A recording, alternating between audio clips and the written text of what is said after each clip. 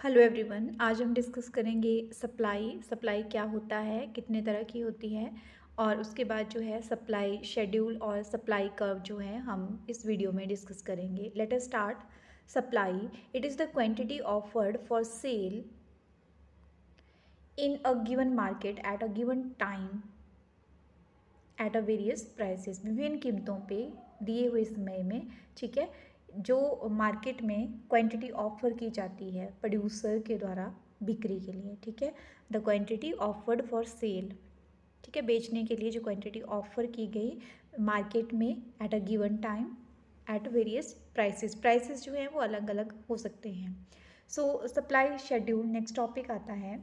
Supply schedule की हम बात करते हैं तो it is the table showing various quantities of a good that a seller would supply at various prices during some time period, other things remain equal. अन्य बातें समान रहने पे, सपोज ये हमारी जो मार्केट है, इस मार्केट में एक इंडिविजुअल प्रोड्यूसर या ग्रुप ऑफ प्रोड्यूसर जो है जितनी भी वस्तुओं और सेवाओं की सप्लाई करता है, ठीक है, उस सप्लाई को जो है शो किया जाता है, ठीक है, with the help of supply schedule. Supply schedule means एक टेबल की फॉर्म में जो है सप्लाई किए गए माल को शो करना। उसके बाद टाइप्स ऑफ सप्लाई शेड्यूल, जो सप्लाई शेड्यूल है दो तरह का होता है। एक होता है इंडिविजुअल सप्लाई शेड्यूल और दूसरा होता है market supply schedule. Individual market, ठीक है, जो सप्लाई शेड्यूल है इनको हम अलग अलग डिस्कस करेंगे। सबसे पहले बात करते हैं इंडिविजुअल सप्लाई शेड्यूल की।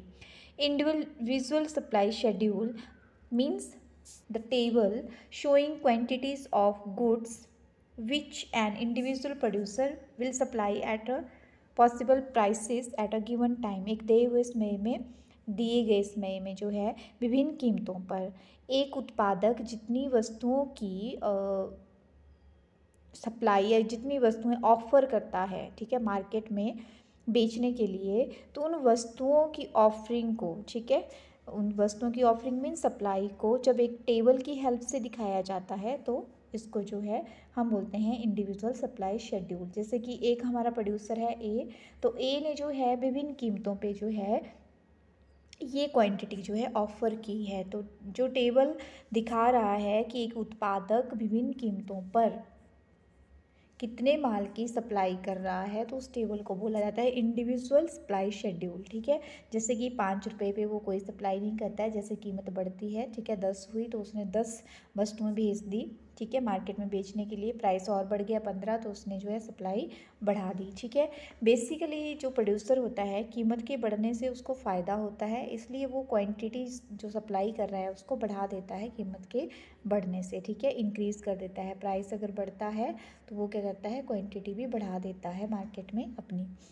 उसके बाद market supply schedule. Market supply schedule की जब बात करें तो the table showing market supply is simply the sum total of supply of a commodity by all producer in a market. एक बाजार में विभिन्न कीमतों पर विभिन्न उत्पादक जितने माल की सप्लाई करते हैं उसको शो करने वाला टेबल जो है वो मार्केट सप्लाई शेड्यूल कहलाता है। जैसे ये हमारे पास टेबल दिया है, सपोज मार्केट में दो ही प्रोड्यूसर हैं ए एंड बी, ठीक है, मान के चल रहे हैं हम कि दो ही उत्पादक हैं, तो प्राइसेस हैं, अलग अलग प्राइसेस हैं, विभिन्न कीमतें हैं, तो सप्लाई कितनी ए द्वारा कितनी की जा रही है, बी द्वारा कितनी की जा रही है, और टोटल जितने भी सप्लायर हैं उनके द्वारा जो सप्लाई की जा रही है उसको मार्केट सप्लाई बोलते हैं, ठीक है। तो इस मार्केट सप्लाई को रिप्रेजेंट करने वाला टेबल जो होता है हमारा वो मार्केट सप्लाई शेड्यूल कहलाता है। जैसे कि 5 जब प्राइस है तो supply by firm A is 0, by B 0, 10 कीमत बढ़ के 10 रुपये हो गई तो ए फर्म 10 रुपये, बी जो है वो क्वांटिटी बढ़ा के 5 कर देती है। कीमत 15 हो गई बढ़ के तो ए फर्म ने 20 वस्तुएं बेची या ऑफ़र की मार्केट में बेचने के लिए, और फर्म बी ने जो है वो 10, कीमत बढ़ के 20 हो जाती है तो फर्म ए 30 और फर्म बी ने जो है वो 15 क्वांटिटीज़ ऑफ़र कर दी मार्केट में। अब इन दोनों का जो टोटल है वो हमारा मार्केट सप्लाई है, ए प्लस बी। देखो 0 + 0 0, ठीक है, 10 + 5 15, 20 + 10 30 और 30 + 15 हो गया 45। अब देखिए तो मार्केट सप्लाई का क्या शो कर रहा है कि जब कीमत 5 रुपये है तो मार्केट में सप्लाई है 10, 10 पे 15, 15 रुपये पे 30 वस्तुएं, 20 रुपये पे 45 वस्तुएं, ठीक है।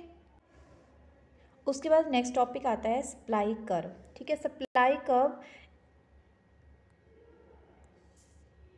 ये CURVE है, CURVE, स्पेलिंग करेक्ट कर लीजिएगा। Supply curve, the curve showing the graphical representation of supply table और सप्लाई शेड्यूल। जो हमने लास्ट में ना सप्लाई शेड्यूल बनाया, उसकी जो ग्राफिकल रिप्रेजेंटेशन होती है, ठीक है, ये वाला, इसको ग्राफ की हेल्प से जब हम शो करते हैं तो इसको हम जो है सप्लाई कर्व बोलते हैं। ये फर्दर उसी तरह सप्लाई शेड्यूल की तरह दो तरह का होता है, इंडिविजुअल सप्लाई कर्व और मार्केट सप्लाई कर्व। जो हमारा सप्लाई शेड्यूल था ना, फर्दर 2 टाइप्स के थे, इंडिविजुअल सप्लाई शेड्यूल और मार्केट सप्लाई शेड्यूल। तो उन्हीं की ग्राफिकल रिप्रेजेंटेशन जब हम करते हैं, जब इंडिविजुअल सप्लाई शेड्यूल की ग्राफिकल रिप्रेजेंटेशन कर रहे हैं तो हमारे पास इंडिविजुअल सप्लाई कर्व बनेगा, और जब मार्केट सप्लाई कर्व की हम ग्राफिकल रिप्रेजेंटेशन कर रहे हैं तो हमारे पास मार्केट सप्लाई कर्व बनेगा। उसके बाद जैसे कि मैंने यहाँ पे भी डिटेल में बताया हुआ है, individual supply curve, it is the graphical representation of individual supply schedule. जैसे कि इंडिविजुअल सप्लाई शेड्यूल मैंने अभी डिस्कस किया था आपके साथ कि ये हमारे पास है, price of ice cream 5, quantity offered by producer 0, price 10, quantity offered 10, price 15, quantity offered 20, price 20, quantity offered 30। अब जो है इसको हम जब ग्राफ की हेल्प से शो कर रहे हैं तो देखिए यहाँ पे ये OX है हमारे पास, ठीक है, और ये जो है हमारे पास OY एक्सिस है। OX एक्सिस पे हमने क्वांटिटी शो की है, OY एक्सिस पे हम प्राइस शो कर रहे हैं। तो जब हमारी प्राइस जो है 5 था तो हम कोई भी क्वांटिटी ऑफ़र नहीं कर रहे थे। प्राइस बढ़ के 10 हो जाता है तो हमने जो है क्वांटिटी भी बढ़ा के 10 कर दी, ठीक है। और उसके बाद जो है प्राइस 15 हुआ तो हमने क्वांटिटी भी बढ़ा के जो है वो 20 कर दी। प्राइस 20 हुआ तो हमने क्वांटिटी बढ़ा के जो है क्वांटिटी ऑफ आइसक्रीम 30 कर दी थी। अब ये जो हमारे पास इस तरह से 10 और इनको मिला के जो पॉइंट्स आए इस तरह से, ठीक है, और ये पॉइंट्स आए, जब हम इन तीनों पॉइंट्स को आपस में मैच करते हैं तो हमारे पास ये कर्व आ रहा है जिसको मैंने नाम दिया है S और S, ठीक है। तो ये हमारे पास क्या है, supply curve, individual supply curve. अब हम डिस्कस करेंगे market supply curve. Market supply curve means graphical representation of market supply schedule, ठीक है, और it is the sum of separate of supply curve of all producer in the market.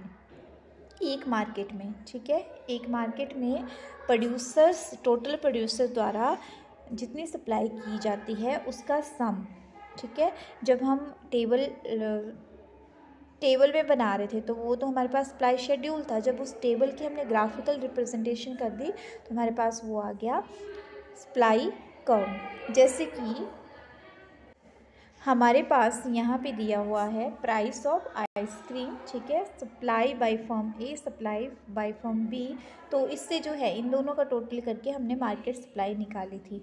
जब इस table को हम जो है ग्राफ में रिप्रेजेंट करेंगे तो हमारे पास वो मार्केट सप्लाई कर्व आ गया। जैसे यहाँ देखिए, इसमें जो है ये हमारे पास फर्म A का सप्लाई कर्व है, फर्म B का सप्लाई कर्व है, और ये टोटल मार्केट सप्लाई कर्व है जिसमें फर्म A द्वारा ऑफ़र की गई क्वांटिटी और फर्म B द्वारा ऑफ़र की गई क्वांटिटी का सम टोटल किया गया है। तो यहाँ पे देखिए, जब कीमत 5 रुपये थी तो फर्म A 10 क्वांटिटी ऑफ़र कर रही थी, 10 पे 20, 15 पे 5 पे 10, ठीक है, यहाँ पे 5 पे 0, 10 पे 10, 15 पे 20 और 20 पे 30। और सेम फॉर्म B जो है 5 पे 0, 10 पे 5, ठीक है, और 15 पे 10 और 20 पे 15 ऑफ़र कर रही थी। जब हमने इसको टोटल किया, ठीक है, जैसे 0 पे क्या था, 0 + 0 तो 0 था, तो जब कीमत 5 थी तो 0, जब प्राइस बढ़ के 10 हुआ तो यहाँ 10 और यहाँ अगेन जो है यहाँ पे हमारे पास ये 5, तो क्या हो गया 15। इस तरह से जो है हमने ये बना दिया मार्केट सप्लाई कर्व। नेक्स्ट आता है determinants of supply curve and supply function. Supply को कौन कौन से फैक्टर अफेक्ट करते हैं। हम यहाँ पे सिंपली बोल सकते हैं supply depends upon the functioning of goal of the firm, price of the good, ठीक है, price of material, technology, number of firms, expectations, government policies and price of related goods. इन सब के ऊपर जो है वो सप्लाई डिपेंड करती है। जैसे कि गोल ऑफ द फर्म, अगर प्रॉफिट ज़्यादा अर्न करना है तो प्राइस जो है वो ज़्यादा फिक्स किया जाएगा, प्राइस ज़्यादा फिक्स किया जाएगा तो क्वांटिटी ऑफर्ड ज़्यादा रहेगी। ओन प्राइस ऑफ गुड, अगर वस्तु की कीमत ज़्यादा है तो प्रोड्यूसर जो है ज़्यादा कीमत पे ज़्यादा वस्तुएं बेचना चाहता है तो क्वांटिटी उसके द्वारा जो ऑफ़र की जाएगी वो भी ज़्यादा होगी।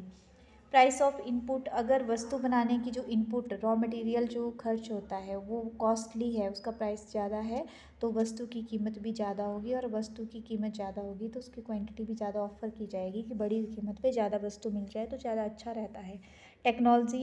टेक्नोलॉजी हाईटेक है, ठीक है, तो प्रोडक्शन अच्छा होगा तो हम जो है वो ज़्यादा सप्लाई कर सकते हैं। नंबर ऑफ़ फर्म्स ज़्यादा होंगी तो मीन्स बहुत सी वस्तुएं उत्पादित हो रही हैं तो इट मीन्स कि सप्लाई हमारी बढ़ेगी। एक्सपेक्टेशंस, अगर जो है हमसे जो है वो कस्टमर एक्सपेक्ट कर रहे हैं कि हमारी वस्तुओं की कीमतें ज़्यादा बढ़ेंगी, ठीक है, ज़्यादा बढ़ेंगी तो डिमांड बढ़ जाएगी। डिमांड बढ़ने से जो है हम क्या करेंगे, प्राइस बढ़ा देंगे और बढ़े हुए प्राइस पे हम जो है वो ज़्यादा वस्तुएं या सप्लाई करने लग जाएंगे। गवर्नमेंट पॉलिसी आ जाती है, ठीक है, जैसे कि गवर्नमेंट पॉलिसी के आने से कीमतें बढ़ जाती हैं तो बड़ी कीमतों पे जो है हम ज़्यादा क्वांटिटी जो है वो बेचना चाहेंगे तो हम क्या करते हैं, सप्लाई भी बढ़ा देते हैं। उसके बाद जो है प्राइस ऑफ रिलेटेड गुड्स, अगर सब्स्टिट्यूट वस्तु का प्राइस जो है वो कम हो जाता है तो लोग डाइवर्ट हो जाते हैं उधर के लिए, तो हमारी वस्तु की डिमांड कम हो जाती है। डिमांड कम होने से प्राइस कम हो जाएगा तो हमारी जो क्वांटिटी ऑफर्ड है वो कम हो जाएगी। इसी तरह से कॉम्प्लीमेंट्री वस्तुएं जो होती हैं हमारी, ठीक है, एक दूसरे की जो पूरक होती हैं उनके अकॉर्डिंगली भी चेंज आता है हमारे सप्लाई में। अगर जो है पूरक वस्तुओं का प्राइस बढ़ जाता है, ठीक है, तो उनका प्राइस बढ़ने से जो है उनकी डिमांड कम हो जाती है तो अकॉर्डिंगली जो वस्तु की सप्लाई हम कर रहे थे उसकी भी डिमांड कम हो जाएगी। तो डिमांड कम मीन्स प्राइस कम, और फिर हमें जो क्वांटिटी है वो या क्वांटिटी सप्लाइड कम करनी पड़ती है। Thank you.